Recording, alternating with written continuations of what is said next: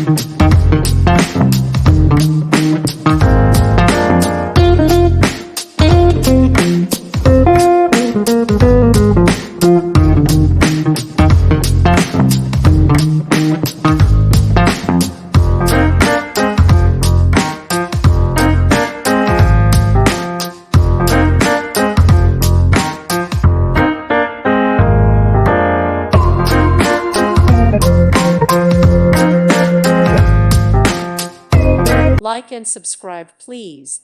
Thank you. Thank you for watching, and God bless.